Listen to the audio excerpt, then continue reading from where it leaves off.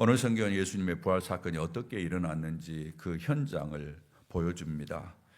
여러분이 가지고 있는 주보에 설교를 메모할 수 있도록 제가 좀 시트를 집어넣었는데 거기 내용들을 보면은 몇 가지의 중요한 주제들을 이렇게 쭉 적어놨습니다. 먼저 1절을 보면은 이렇게 이야기합니다. 안식일이 다 지나고 안식 후 첫날이 되려는 새벽에 막달라 마리아와 다른 마리아가 무덤을 보려고 갔더니라고 이야기합니다. 이날은 우리가 나흘로 계산하면 일요일이 됩니다. 예수님이 죽임을 당하고 3일째 되는 날입니다. 성경에 막달라 마리아와 다른 마리아가 언급이 되는데 여기에 다른 마리아는 바로 앞에 27장 56절에 보면은 여러분이 바로 앞에 보면은 누구의 어머님과 하면은 야고보와 요셉의 어머니 마리아라는 것을 금방 알 수 있습니다. 이 두 마리아는 예수님께서 고난을 당하고 십자가를 질 때에 그 현장에 함께 있었던 사람들입니다. 그러니까 예수님의 모든 과정들을 다 살폈던 사람들이죠. 여기 27장 56절에도 이야기를 했습니다만은 61절에 보면은 이렇게 표현합니다. 거기 막달라 마리아와 다른 마리아가 무덤을 향하여 앉았더라 이렇게 표현하고 있어요. 그러니까 이 두 여인은 예수님의 고난과 예수님의 죽음에 대해서 그 누구보다도 확실한 증인들이라고 할 수 있습니다.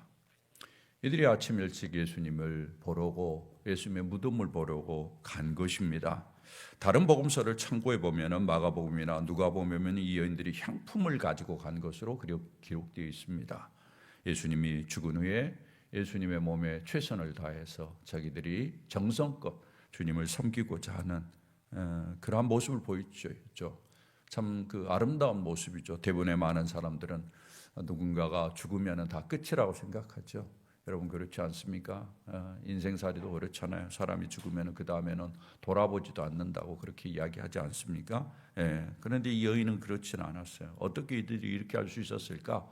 생각해 보면은 그들이 평상시 때 예수님과 맺었던 그 관계 때문에 예수님과의 그 친밀한 관계를 잊어버릴 수가 없는 거죠. 그래서 예수님이 돌아가신 다음에도 최선을 다해서 예수님께 섬기고자 하는 그런 마음이 있었던 것 같습니다. 예수님과의 관계는 바로 이런 것입니다. 우리가 예수님과의 관계, 하나님과의 관계가 건강하면은 어떻든지 주님 앞에 최선을 다하려고 하죠. 그러니까 나의 행동과 나의 그 마음 씀씀이가 그 사람과의 관계가 어떠냐 이걸 다 정하지 않습니까? 그걸 유추할 수 있잖아요. 내가 하나님과의 관계, 예수님과의 관계가 어떠느냐 그것은 내가 주님을 위해서 얼마나 신경을 쓰고 어떻게 마음을 들이느냐 이게 다 드러나도록 되어 있습니다. 참 아름다운 모습이죠. 우리의 삶 속에서도 참 이런 것 아름다운 모습이 좀 있었으면 참 좋겠다 이런 생각이 듭니다. 주님이 너무 좋아서 주님이 내 눈에 보이지 않지만은 주님이 좋아서 어떤 모양으로든지 주님 앞에 마음을 다하고 신경을 써서 최선을 다해 섬기려고 하는 그러한 마음들 있지 않았으면 참 좋겠다라는 생각이 이 막달라 마리아와 이 다른 마리아 이들의 모습을 보면서 생각이 됩니다.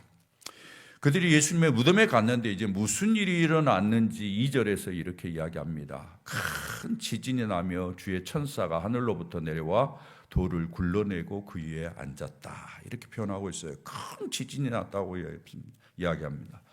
예수님의 죽음과 연관해서 두 번째 일어난 지진입니다. 여러분 성경을 보시면은 예수님이 십자가에 달려 죽으실 때 지진이 한번 일어났습니다. 그리고 이 본문에 예수님이 이제 부활하실 때 또 한 번 지진이 일어나는 모습을 죽을 때와 부활할 때 지진이 일어났다라는 사실이 또 다른 어떤 암시를 하는 것 같은 느낌이 있습니다. 주의 천사가 하늘로 내려와서 돌을 굴러냈습니다. 그리고는 그 무덤 위에 앉았어요. 여기에 천사가 등장하는 장면을 보는데요. 성경에 보면 예수님과 연관해서 천사가 등장하는 장면이 두 번 나옵니다. 하나는 예수님이 출생하실 때 천사가 등장하죠. 그리고는 오늘 여기에 예수님 부활의 사건에서 또 천사가 등장합니다. 예수님이 이 땅에서 여정을 시작할 때와 이 땅에서 여정을 마무리하시고 부활하실 때의 모습이 천사와 함께 하셨다라는 것을 보여주고 있습니다. 하나님이 천사들을 보내서 예수님이 탄생할 때와 예수님이 마무리를 하고 다시 살아나는 그 장면에 계속해서 천사들을 보내서 하나님이 간섭하시고 관여하고 계시고 일하시고 계셨다라는 사실을 암시해주고 보여주는 중요한 부분들이라고 생각해요. 그리고 3절을 보면은 돌 위에 앉는 천사의 모습이 번개 같다, 이렇게 이야기하고 있어요. 눈같이다. 이런 것들은 이제 성경에 주로 나와 있는 많은 표현들입니다. 구약 성경을 보면은 천사들을 수식할 때 바로 이런 표현으로 수식했고요. 또 마태복음에 보면은 예수님께서 변화선상에서 변화될 때 모습이 바로 이와 같은 영적인 존재가 가지고 있는 그런 어떤 모습들, 예수님의 모습이 해같이 빛나며 빛같이 휘어졌다, 성경이 그렇게 이야기를 하고 있는데 그런 모습들이 여기에서 이제 보여주고 있습니다. 그리고는 여기에 이제 지키던 자들이 반응하는 장면이 4절에 나옵니다. 지키던 자들이 그를 무서워하여 떨며 어떻게 되었다고 이야기합니까? 죽은 사람과 같이 되었더라. 여러분 참 흥미로운 대목이에요. 죽은 사람은 살아나고 살아있는 사람은 죽은 사람같이 된 모습. 너무 대조적인 모습 아닙니까? 너무 흥미로운 제목 아닙니까? 예. 그들이 천사들을 인해서 무서워하고 떨었다. 예. 마치 죽은 사람같이 되었다. 이전에 경험하지 못한 일들이 벌어지는 것을 보고서는 그들은 완전히 그냥 풀어져 버린 거죠. 예. 이 장면이 여러분이 이해가 되시는지 모르겠습니다. 얼마든지 일어날 수 있는 일이죠. 어찌됐든 죽은 자는 살아나고 산 자들은 죽은 자처럼 되는 것과 같은 현상이 지금 예수님의 부활과 함께 일어나는 그런 모습을 보여주고 있습니다. 그리고 천사가 여자들에게 이야기합니다. 5절에 뭐라고 이야기합니까? 천사가 여자들에게 말하 이르되, 다 같이 한번 읽어볼까요? 시작. 너희는 무서워하지 말라. 십자가에 못 박히신 예수를 너희가 찾는 줄을 내가 아노라. 무서워하지 말라라고 그렇게 이야기를 합니다. 그가 여기 계시지 않고 살아나셨다. 천사들이 이 여자들에게 말하는 것이 흥미롭습니다. 예, 이 여자들에게 이 이야기를 들려주는 것. 이 무서워하지 말라라는 것은 어떻게 보면은 여자들을 위로하는 말 중에 하나입니다. 여러분 예수님이 탄생할 때도 천사들이 요셉에게 했던 말이 뭐라고 이야기합니까? 무서워하지 말라 이야기였어요. 이 무서워하지 말라라는 것은 어떤 면에서는 주님의 평안이, 주님의 평강이 함께하고 주님의 은혜와 주님의 구원이 함께한다라는 것을 상징적으로 보여주는 그러한 용어입니다. 예. 그러니까 지금 천사들이 이 여자들을 위로하면서 그 평안을 전해주는 그러한 모습이죠. 예. 예수님이 죽고 난 다음에 뭔가 허전하고 예수님의 참 시신을 챙기러 가지만은 참 풀이 주고 있는 저들을 향해서 주님께서 평안을 선물해주는 천사를 통해서 이런 장면이 여기 나옵니다. 그러면서 예수님의 이제 부활 소식을 전하죠. 그가 살아나셨다. 여기 살아나셨다는 단어를 잘 이해할 필요가 있는데 수동형입니다. 예, 수동형. 마치 살아나셨다라는 것은 우리나라의 표현으로는 능동적으로 보이는데 본래 단어의 의미는 수동입니다. 예, 수동 의미는 무슨 말이에요? 예, 예수님이 살아나시도록 누군가 하셨다는 이야기죠. 누가 하셨다는 이야기예요? 하나님이 그렇게 하셨다라는 거예요. 하나님이 능동적으로 적극적으로 예수님을 살아나게 하셨다. 예, 그렇게 이야기를 하는 것입니다. 천사가 계속해서 이야기합니다. 7절에 보면 빨리 가서 그의 제자들에게 말해라. 죽은 자 가운데서 예수님이 살아나셨고 너희보다 먼저 갈릴리로 가니 너희는 거기서 보자. 이 말을 전하라는 것입니다. 무슨 이야기입니까? 너희들이 이곳에 머무르지 마라. 빈 무덤에 머무르지 마라. 일어나라. 빨리 가라. 가서 소식을 전하라. 여기 보면은 너희보다 먼저 갈릴리로 가시나니, 이것은 마태복음 26장 32절에 보면은 주님께서 먼저 예언했던 말씀입니다. 약속했던 말씀이에요.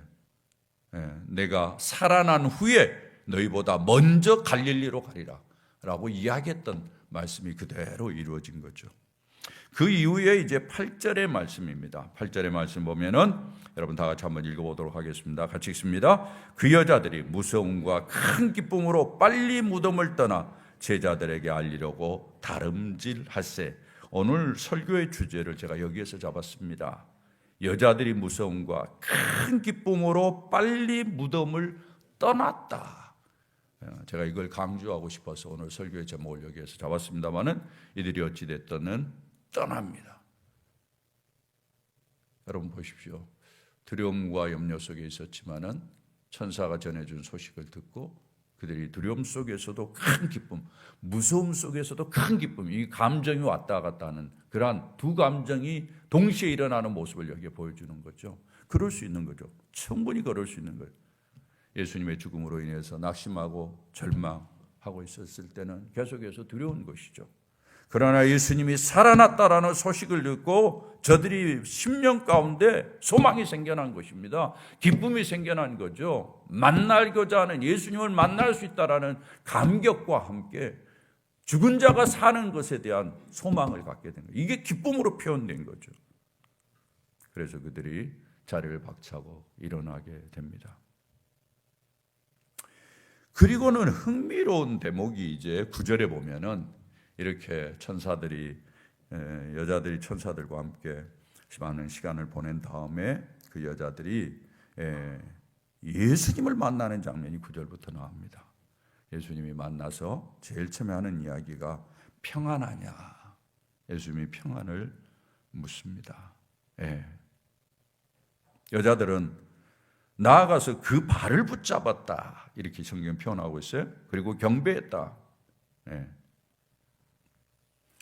아마 예수님을 보면서 뭔가 이 땅에 계실 때 예수님의 모습과 함께 또 예수님이 부활하신 모습이 색다르지 않았을까라는 생각이 듭니다. 그러나 여전히 예수님의 모습을 보면서 예수님의 발을 붙잡고 예수님을 경배하는 그러한 모습, 발을 붙잡는 모습은 어떤 면에서는 육체적으로 이 땅에 계셨던 예수님의 모습을 상징할 수 있겠고, 경배했다라는 것은 부활하신 모습이 또 다른 어떤 새로운 모습이기 때문에 아마 그들에게 더 큰 경배의 대상으로 이렇게 보여지지 않았을까라는 생각을 해보게 됩니다. 예수님께서 저들에게 이야기합니다. 무서워하지 말라. 그리고 갈릴리로 가라고 내 형제들에게 전해주라. 거기서 나를 보리라. 거기서 만나자.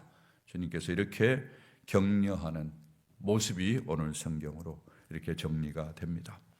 오늘 이 말씀을 통해서 주님께서 예수님의 부활을 잘 드러내는 그런 모습을 우리가 볼 수 있습니다. 이 부활의 사건은 사실은 여러분이 잘 아시는 것처럼 모든 성경에 다 기록되어 있습니다. 마태, 마가, 누가복음에도 기록되어 있고 요한복음에도 기록되어 있습니다. 이 사실은 여러 사람들이 부활을 보았고 여러 사람들이 부활을 증언하고 있고 이 부활의 사실은 부인할 수 없는 것이다 라는 것을 잘 이야기해 주는 그러한 증거라고 이야기할 수 있습니다. 이제 이 부활의 사건과 연관해서 오늘 주님이 우리에게 드러내고자 하는 그러한 내용을 우리가 좀 보도록 그렇게 하겠습니다. 여러분이 메모하는 설교주의 세 번째 문제, 거기에 세 가지를 제가 정리했는데요. 우리 간단히 보도록 하겠습니다. 첫 번째, 우리 다 같이 한번 읽어볼까요? 시작. 예수님은 말씀하시던 대로 살아나셨다. 여기에 예수님은 말씀하시던 대로, 강조가 말씀하시던 대로에 있어요. 그런 대로 말씀하신 것처럼 살아나셨다 라고 이야기해요. 앞서 언급한 대로 예수님의 부활의 사건과 함께 되는 요소들이 있습니다. 여기에 두 여인, 그리고 천사, 그리고 로마의 군인들, 그 다음에 여러 신비적인 그러한 현상들. 그런데 흥미로운 것은 이 예수님의 부활이 여러 사람들, 그러니까 예수님 편에 있는 사람뿐만이 아니라 실제로 예수님을 죽였던 사람들이 보는 앞에서 이루어졌다라는 사실을 오늘 성경이 보여주고 있습니다. 성경에 언급된 로마 군인들, 그 예수님을 잡아 죽이고 무덤을 지키던 자들이죠. 여기에 성경에 흥미로운 표현이 그들이 떨며 죽은 사람과 같다다 이렇게 표현하는데 이것은 당대 로마 군인에게 잘 어울리지 않는 표현입니다. 예. 당대 로마 군인들은 기록을 보니까 중요한 훈련 중에 하나가 뭔가 하면은 넘어지지 않도록 훈련된 사람들이에요. 무슨 일이 있어도 넘어지지 않도록. 그러니까 군인이 넘어지고 군인이 쓰러지면 그건 죽는 거죠. 뭐 그때 당시에는. 아마 그러니까 넘어지지 않도록 그렇게 훈련을 특별히 시켰던 것 같습니다. 어떤 사람들 앞에서 뒤로 물러서지 않는 그러한 사람들이 바로 로마의 군인들이었다라는 거예요. 그런데 그 사람들이 넘어졌다. 있을 수 없는 일이 벌어진 거예요. 예. 이런 모습들. 그 다음에 예수님의 부활은 신비로운 모습으로 이루어진 그러한 내용들이 초자연적 현상들을 동반하는 모습들이 성경에 나옵니다. 그런데 여기에서 가장 중요하게 드러난 이슈는 뭔가 하면은 6절입니다. 6절에 보면은 그가 여기 계시지 않고 뭐라고 이야기합니까? 말씀하시던 대로. 예. 그가 말씀하시던 대로 살아나셨느니라. 이렇게 이야기를 하고 있습니다. 이 말씀하시는 대로 이것에 여러분이 좀 관심을 기울였으면 좋겠다 싶습니다. 이 말은 예수님께서 전부터 평소에 예수님의 부활에 자신이 죽지만 부활할 것을 꾸준히 이야기했다라는 것이죠. 여러분 이 세상에서 자기가 죽으면서도 다시 살아날 것을 이야기하는 사람이 어디 있겠습니까? 그 누구도 상상할 수 없는 일들이죠. 그러나 예수님은 꾸준히 이야기했어요. 마태복음 16장 21절에 보면은 이렇게 표현하고 있습니다. 이때로부터 예수 그리스도께서 자기가 예루살렘에 올라가 장로들과 대제사장들과 서기관들에게 많은 고난을 받고 죽임을 당하고 그 다음에 뭐라고 이야기합니까? 제3일에 살아나야 할 것을 제자들에게 비로소 나타내셨다. 주님은 죽음과 함께 다시 살 것을 계속해서 드러내 보이셨다라는 것입니다. 마태복음 17장 22절 23절의 말씀에도 동일한 말씀이 나옵니다.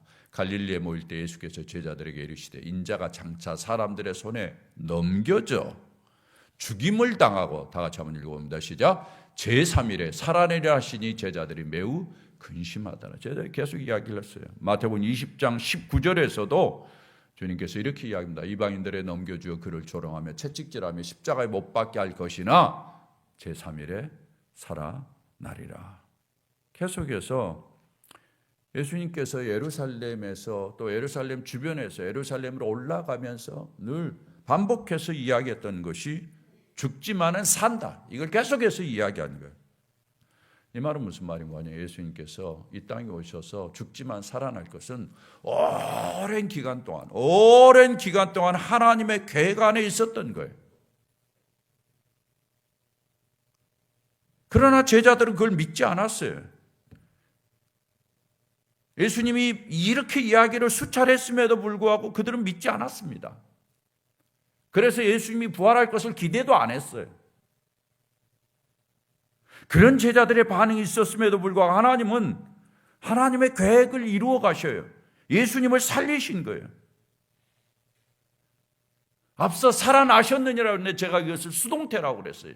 이거 신적 수동태라 이렇게 표현을 하는데 하나님이 주도적으로 그렇게 하셨다라는 거예요. 하나님이 주도적으로 예수님을 다시 살려내셨다라는 거예요. 하나님이 살려내시기로 하면 막을 수 있는 것이 아무것도 없죠.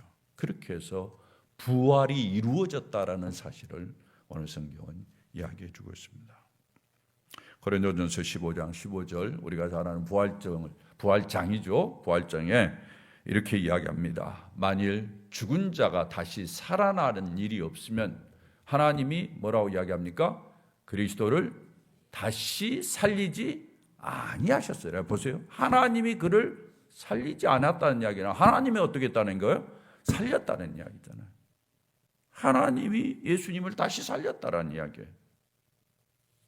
사랑하는 여러분, 하나님께서 예수님을 살려내시고 예수님이 부활이 가능하도록 하셨음을 분명히 확신할 수 있기를 주의 이름으로 부탁을 드립니다.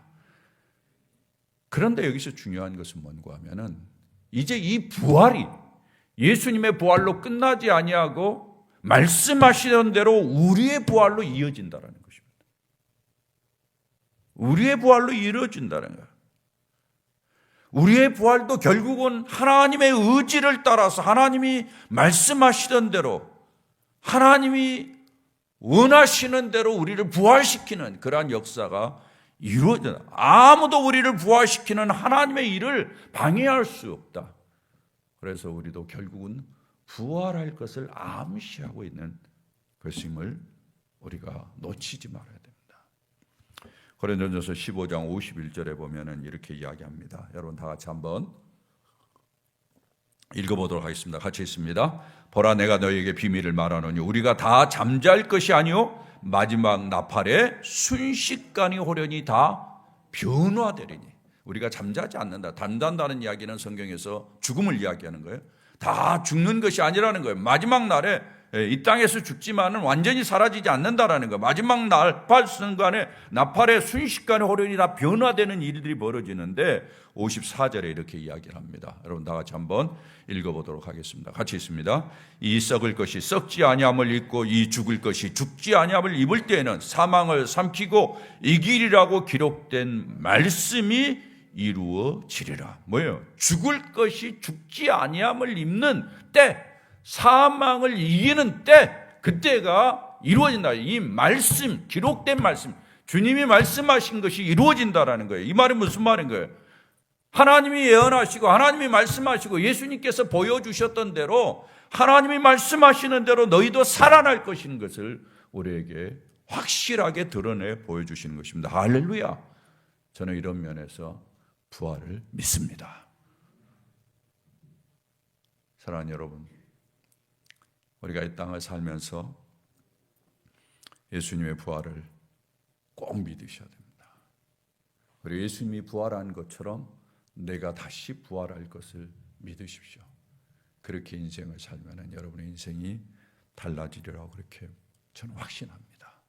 오늘도 다시 한번 하나님께서 여러분에게 은혜를 주시고 여러분의 영화를 열어주시고 다시 한번 풍성한 은혜를 더하셔서 부활을 믿고 예수님의 부활처럼 하나님이 말씀하시던 대로 예수님이 부활하신 것처럼 주님이 말씀하신 것처럼 나도 부활할 수 있다라는 소망을 가지고 이 땅을 살아가는 축복이 있기를 주의 이름으로 축원합니다. 두 번째 여기에서 강조하는 것이 있습니다. 같이 한번 읽어볼까요? 시작. 예수님의 부활은 육체적인 부활이다. 예수님의 부활이 어떤 모습이었을까? 많은 사람들이 궁금해하죠. 당대 이단들은 예수님은 영적으로만 부활했다라고 이야기합니다. 육체적으로 부활했다고 인정하지 않아요. 그걸 믿지 않습니다. 그러나 성경은 예수님이 육체적으로 부활한 것을 그대로 보여주고 있어요. 예수님이 부활하신 다음에 보이는 모습이 그래요. 여러분 9절에 보면은 이렇게 이야기합니다. 예수께서 그들을 만났다는 표현을 쓰고 있어요. 그 다음에 보면은 여자들이 나가 그 발을 붙잡았다 이렇게 표현을 하고 있어요. 이게 뭐예요? 육체적인 모습을 그대로 보여준 거죠. 예수님의 모습이 육체적인 모습을 띠고 있었다라는 이야기죠. 그 다음에 10절에 보면은 뭐라고 이야기합니까? 가서 내 형제들에게 갈릴리로 가라 하라. 갈릴리는 뭐예요? 이 땅의 지명이에요, 지명. 거기서 나를 보리라. 그 지역 속에 주님이 오신다라는 이야기예요. 바로 이 모든 것은 예수님께서 육체를 가지고 육체의 모양을 보이시기도 하지만은 또한 이동을 하시면서 어느 지역에 속하기도 하는 그러한 모습으로 부활하신 것을 보여줘요. 물론 예수님께서 공간을 초월해요. 공간을 뛰어넘어요. 시공의 세계에 있으면서도 시공을 뛰어넘는 그러한 모습을 성경에서 우리가 봅니다만은 중요한 것은 예수님께서 육체적으로 부활했다라는 것이에요. 이걸 믿으라는 거예요. 그 말은 다른 말로 바꿔 얘기하면 우리의 육체도 이런 식으로 부활한다라는 것입니다. 우리의 몸이 이렇게 부활한다라는 거예요. 이건 상당히 중요한 것을 우리에게 이야기해 주고 있습니다. 당시의 사람들에게 있어서는 몸은 세속적이라고 생각했어요. 그래서 몸은 더러운 것이다, 악한 것이다 이렇게 생각을 했어요. 예수님이 부활하신 몸이 육체를 입었다. 사람들은 그걸 부정적으로 생각할 수 있어요. 그래서 육체적인 부활을 믿지 않았어요. 영으로만 부활했다고 생각했죠. 그러나 성경은 분명히 이야기합니다. 예수님이 육체를 가지고 버렸다. 오늘날도 이단도 약간 이런 성향을 가진 이단도 있긴 있어요. 예. 예수님이 육체로 부활했다라는 것을 믿는 것이 아주 중요한 것입니다. 왜냐하면 이것은 바로 이 죄악된 몸이 죄로 발며 죽을 수밖에 없는데 그런 몸도 육체로 부활할 수 있다는 것을 우리에게 보여주기 때문에 예수님은 죄가 없으셨기 때문에 사망을 이기시고 대가를 지불하시고 사망을 극복하시면서 부활하신 것이 어떤 면은 자유로울 수도 있지만은 예수님은 육체를 지고 있었기 때문에 이 땅에 육체를 가지고 있는 한에 있어서는 죄가 없으시지만은 많은 죄악을 가지고 있었어요. 그래서 많은 사람들이 생각하기를 사실은 이 몸이라는 것은 상당히 불편한 거예요. 그런데 주님께서 부활하심에도 불구하고 육체로 부활하신 거예요. 그 육체로 부활했다라는 것은 죄된 육체가 부활체가 될 수도 있다라는 것을 우리에게 보여주는 거예요. 그 말은 사실은 우리를 위한 거예요. 우리가 이 땅에서 죄악된 육체를 가지고 살아가요. 제한된 육체를 가지고 살아갔잖아요. 예. 죄된 약한 육체이지만은 그러나 주님께서는 이 모든 육체도 회복시키셔가지고 부활하신 새로운 몸으로 만드시는 놀라운 은혜를 우리의 부활에서 보여주시겠다라는 약속의 말씀이기도 합니다. 할렐루야. 그래서 예수 제대로 믿으면요, 우리가 이 땅에 사는 동안에 육체적인 연약함도 극복할 수 있지만은 육체적인 연약함이 있다 할지라도 그럼에도 불구하고 주님이 우리를 다 회복시키셔서 죄악된 육체지만은 새로운 몸으로 완전히 부활시키는 그러한 놀라운 일들을 이루시는 것을 약속하시는 거예요. 저는 이 본문을 보면서 그래서 사실 이 땅에 있는 몸도 우리가 소중하다라는 생각. 어떤 사람은 예수 믿으면서 이 땅의 몸은 아주 더러운 것이다라고 생각하고 당시에 생각했던 사람들처럼 아주 몸을 참 이렇게 소홀히 여기는 사람들도 있어요. 저는 이런 면에서 우리의 몸도 중요하고 우리의 몸도 잘 관리해야 된다 저는 생각해요. 여러분도 몸을 잘 관리하셔야 돼요. 예. 혹시 젊은이들 계시다면 젊을 때 몸을 함부로 쓰지 마세요. 예. 우리 몸은 귀한 것입니다. 혹시라도 실수로 몸에 문제가 생기지 않도록 우리 자신들이 잘 관리할 필요가 있어요. 혹시라도 우리가 잘못하고 부주의해서 우리의 몸의 균형이 깨지지 않도록 우리가 잘 관리하는 것은 상당히 중요한 거죠. 사랑하는 여러분, 육체로 부활한다라는 사실을 늘 생각하면서 우리의 몸을 소홀히 다루쳐는 안 돼. 물론 우리의 육체는 지금 같은 육체는 아닙니다. 변화된 육체라고 우리가 표현을 하는데 먹으면서도 또 제한된 공간에 있으면서도 또 그런 공간을 초월하는 그러한 모습, 이러한 모습으로 우리가 부활하게 될 터인데 예수님의 부활은 바로 육체적인 성격도 띠고 있다는 것을 우리에게 선명하게 보여줍니다. 여러분 이것을 잊지 마시고 우리의 육체를 잘 관리하는 그러한 은혜도 있기를 주의 이름으로 부탁을 드립니다. 마지막입니다. 우리 다 같이 한번 읽어봅시다. 시작. 부활은 기쁨을 동반하고 무덤, 악취, 어두움, 두려움 등을 떠나게 한다. 오늘 성경의 5절의 말씀을 한번 보시기를 바랍니다. 천사가 여자들에게 말하여 이르되, 천사가 말하는 것입니다. 그가 여기 계시지 않고 6절에 살아난 것을 이야기합니다. 그 다음에 7절에 보면은 빨리 가서 그의 제자들에게 이르라 이렇게 이야기를 합니다. 거기서 배우리라 라고 이야기를 하면서 8절, 제가 오늘 설교의 제목을 잡았던 본문을 제가 강조하는데 이 8절을 다시 한번 읽어보도록 하겠습니다. 같이 읽습니다. 그 여자들이 무서움과 큰 기쁨으로 빨리 무덤을 떠나 제자들에게 알리려고 다름질할세. 자, 여기에 큰 기쁨으로 빨리 무덤을 떠났다. 여러분 이 장면을 한번 상상해 보십시오. 제가 이 본문을 보면서 이 장면이 저에게 확 와닿았던 것은 이 장면을 한번 상상해 보는 거예요. 이 여인들의 모습이 어떠했을까? 무덤으로 향했을 때 저들의 마음이 어떻을까? 무덤을 찾아서 갈 때 저들이 어떤 심정이었을까? 그런데 예기치 않는 경험을 하게 된 거죠. 천사들이 나타나서 예수가 살았다라는 것을 전해주는 거예요. 그리고는 갈릴리로 가라. 그곳에서 만나리라. 가던 길을, 무덤으로 향하던 길을 돌아서는 거죠. 이 돌아섰을 때 이 장면이 어땠을까 이런 생각을 해보는 거예요.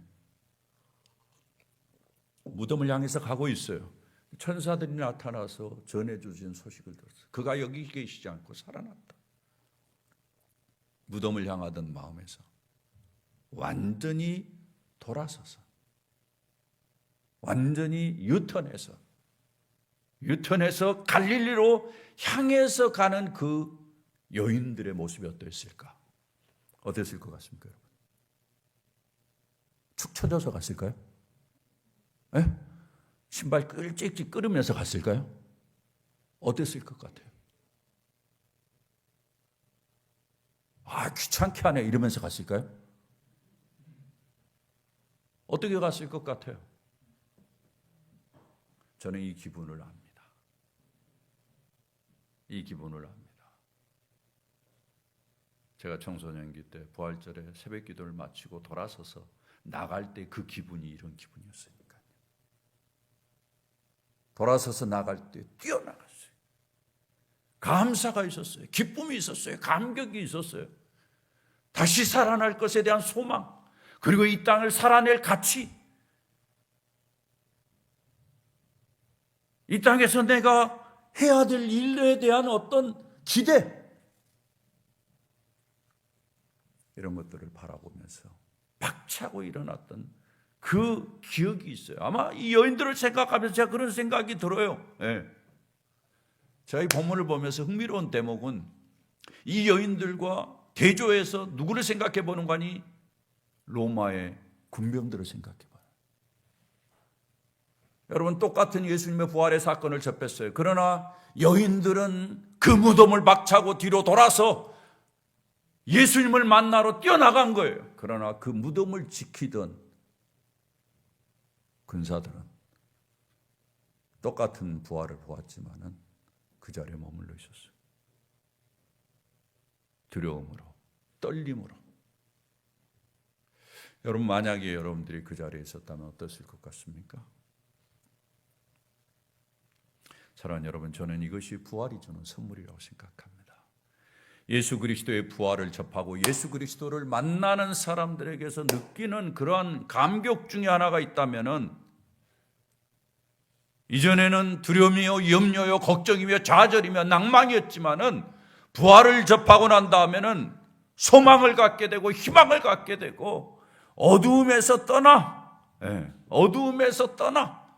빛으로 나아가는 그러한 놀라운 경험을 하게 되는 거죠. 제가 오늘 여기에 악취와 어두움, 두려움이라고 기록을 했는데, 무덤은 어떤 것이에요? 악취가 나는 것이요, 어두운 것이에요, 두려움으로 가득 찬 거예요.